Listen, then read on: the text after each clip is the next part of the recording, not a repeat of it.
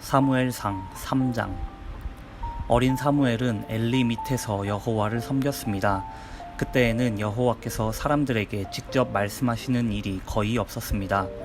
그리고 사람들이 환상을 보는 일도 거의 없었습니다. 엘리는 눈이 어두워져 거의 보지 못하는 사람처럼 되었습니다. 어느 날 밤 엘리가 자기 방에 누워 있었습니다. 사무엘도 여호와의 성막 안에 있는 자기 자리에 누워 있었습니다. 하나님의 궤는 성막 안에 있었습니다. 하나님의 등불은 아직 꺼지지 않았습니다. 그때 여호와께서 사무엘을 부르셨습니다. 사무엘이 제가 여기 있습니다 하고 대답했습니다. 사무엘이 엘리에게 달려가 말했습니다. 제가 여기 있습니다. 저를 부르셨습니까? 엘리가 대답했습니다. 나는 너를 부르지 않았다. 돌아가 자라. 그래서 사무엘은 자기 자리로 돌아가 누웠습니다. 여호와께서 다시 사무엘아 하고 부르셨습니다. 사무엘은 다시 엘리에게 가서 말했습니다. 제가 여기 있습니다. 저를 부르셨습니까?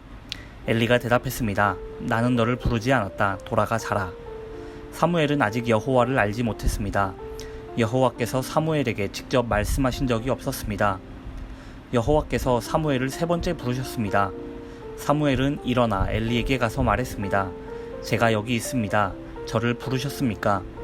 그때서야 엘리는 여호와께서 어린 사무엘을 부르셨다는 것을 깨달았습니다. 그래서 엘리는 사무엘에게 말해주었습니다. 잠자리로 돌아가거라. 다시 너를 부르는 소리가 나면 여호와여 말씀하십시오. 저는 주님의 종입니다. 제가 듣겠습니다. 라고 말하여라. 그래서 사무엘은 다시 가서 잠자리에 누웠습니다. 여호와께서 그곳에 서 계셨습니다. 여호와께서는 그전처럼 사무엘아 사무엘아 하고 부르셨습니다. 사무엘이 대답했습니다. 여호와여 말씀하십시오. 저는 주님의 종입니다. 제가 듣겠습니다. 여호와께서 사무엘에게 말씀하셨습니다. 내가 이스라엘에 어떤 일을 하려고 한다. 그 일을 듣는 사람은 깜짝 놀라게 될 것이다.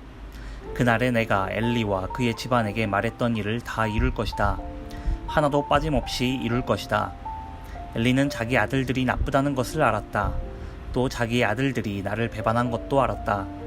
그러나 엘리는 그들을 말리지 않았다. 그래서 나는 엘리의 가족을 영원토록 벌주겠다고 말했다. 그래서 나는 엘리의 가족에게 이렇게 맹세했다. 엘리 가족의 죄는 제물이나 예물로도 절대로 용서받지 못할 것이다. 사무엘은 아침까지 누워있다가 여호와의 집 문을 열었습니다. 사무엘은 자기가 본 환상을 엘리에게 말하기가 두려웠습니다. 엘리가 사무엘을 불렀습니다. 내 아들 사무엘아. 사무엘이 대답했습니다. 예, 제가 여기에 있습니다. 엘리가 물었습니다. 여호와께서 너에게 무슨 말씀을 하셨느냐?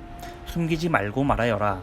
하나님께서 말씀하신 것을 조금이라도 숨기면 하나님이 내게 큰 벌을 내리실 것이다. 그래서 사무엘은 엘리에게 모든 것을 말해주었습니다. 사무엘은 조금도 숨기지 않았습니다.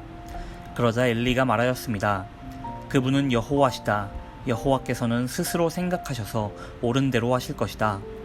사무엘은 점점 자라났습니다. 여호와께서는 사무엘과 함께 하셨고 사무엘에게 말한 것을 다 이루어 주셨습니다. 단에서 브엘세바에 이르는 모든 이스라엘 사람들은 사무엘이 여호와의 예언자라는 것을 알았습니다. 여호와께서는 실로에서 다시 사무엘에게 나타나셔서 말씀을 통해 여호와의 뜻을 알려주셨습니다.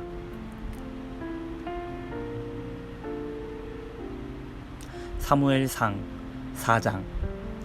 사무엘에 대한 소식이 온 이스라엘에 퍼졌습니다. 그때 이스라엘 사람들이 블레셋 사람들과 싸우러 나갔습니다. 이스라엘 사람들은 에베네셀에 진을 쳤고 블레셋 사람들은 아벡에 진을 쳤습니다. 블레셋 사람들은 대형을 갖추어 이스라엘 사람들과 싸울 준비를 했습니다. 싸움이 시작되자 블레셋 사람들이 이스라엘 사람들을 물리쳐 이겼습니다. 블레셋 사람들은 이스라엘 군인 4,000명가량을 죽였습니다. 그러자 나머지 이스라엘 군인들이 자기들 진으로 돌아갔습니다. 이스라엘의 장로들이 말했습니다. 어찌하여 여호와께서는 오늘 우리를 블레셋 사람들에게 지게 하셨을까? 여호와의 언약궤를 실로에서 이곳으로 가져오자. 그리고 그 언약궤를 우리 가운데 있게 하자. 그러면 하나님께서 우리를 원수에게서 구해주실 것이다. 그리하여 이스라엘 백성은 실로에 사람을 보냈습니다. 그들은 만군의 여호와의 언약궤를 가지고 왔습니다. 엘리의 두 아들인 홈니와 비느하스도 하나님의 언약궤와 함께 있었습니다. 여호와의 언약궤가 진으로 들어오자 이스라엘 사람들은 모두 기뻐서 땅이 울릴 정도로 크게 소리를 질렀습니다. 블레셋 사람들이 이스라엘의 외치는 소리를 듣고 물었습니다. 히브리 사람들의 진에서 나는 이 소리는 도대체 무슨 소리인가? 블레셋 사람들은 여호와의 궤가 히브리 사람들이 진에 왔다는 것을 알게 되었습니다.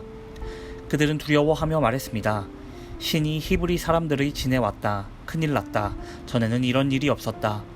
도대체 이 일을 어떻게 하면 좋으냐? 누가 우리를 이 강한 신에게서 구해줄 수 있을까? 이 신은 광야에서 이집트 사람들에게 온갖 괴로움을 주었던 바로 그 신이다. 블레셋 사람들아, 용기를 내어라. 사내답게 싸워라. 전에 히브리 사람들은 우리의 노예였지 않았는가? 이제 사내답게 싸우자. 그렇지 않으면 너희는 그들의 노예가 될 것이다. 그리하여 블레셋 사람들은 용감하게 싸워 이스라엘 사람들을 물리쳐 이겼습니다. 이스라엘 군인들은 모두 자기 집으로 도망쳤습니다. 이스라엘은 크게 져서 군인 3만 명을 잃었습니다. 게다가 하나님의 궤를 블레셋 사람들에게 빼앗겼습니다. 엘리의 두 아들인 홈니와 비느하스도 죽었습니다. 그날 어떤 베냐민 사람이 싸움터에서 달려왔습니다. 그 사람은 너무나 슬퍼 자기 옷을 찢고 머리에 재를 뒤집어 쓴 채 달려왔습니다. 그 사람이 실로에 이르렀을 때 엘리가 길가에 앉아 있었습니다. 엘리는 의자에 앉아 소식이 오기만을 기다리고 있었습니다. 엘리는 하나님의 궤 때문에 걱정이 되었습니다. 베냐민 사람이 실로에 이르러 나쁜 소식을 전하자 마을의 모든 백성들이 큰 소리로 울었습니다.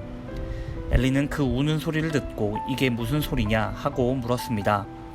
베냐민 사람이 엘리에게 달려와 사실대로 이야기했습니다. 엘리는 그때 98세였으며 앞을 보지 못했습니다. 베냐민 사람이 말했습니다. 저는 싸움터에서 왔습니다. 오늘 싸움터에서 도망쳐 나왔습니다. 엘리가 물었습니다. 여보게 싸움은 어떻게 되었나? 베냐민 사람이 말했습니다. 이스라엘이 블레셋 사람들에게 져서 도망쳤습니다. 이스라엘 군대는 많은 군인을 잃었고 제사장의 두 아들도 죽었습니다. 그리고 하나님의 궤를 블레셋 사람들에게 빼앗겼습니다. 베냐민 사람이 하나님의 궤 이야기를 하자 엘리는 의자 뒤로 나자빠졌습니다. 엘리는 문 옆으로 넘어지면서 목이 부러지고 말았습니다. 이는 나이가 많은 데다가 뚱뚱했기 때문이었습니다. 그렇게 엘리는 죽었습니다. 그는 40년 동안 이스라엘을 다스렸습니다. 엘리의 며느리인 비느하스의 아내가 임신하여 아기를 낳을 때가 다 되었습니다. 비느하스의 아내가 하나님의 궤를 빼앗겼다는 것과 자기 시아버지인 엘리와 자기 남편인 비느하스가 죽었다는 소식을 듣자 곧 그 여자에게 진통이 왔습니다. 그 여자는 몸을 구부리고 아이를 낳으려 했습니다. 아기 엄마는 죽어가고 있었습니다. 그때 아기 낳는 것을 도와주던 여자가 말했습니다. 걱정하지 말아요. 아들을 낳았어요. 비느하스의 아내는 정신이 없어 대답하지 못했습니다. 비느하스의 아내는 아기의 이름을 이가봇이라고 지어주며 영광이 이스라엘에게서 떠났도다 라고 말했습니다. 하나님의 궤를 빼앗겼고 자기 시아버지와 남편도 죽었기 때문이었습니다. 비느하스의 아내가 말했습니다. 하나님의 궤를 빼앗겼으니 영광이 이스라엘에게서 떠났도다.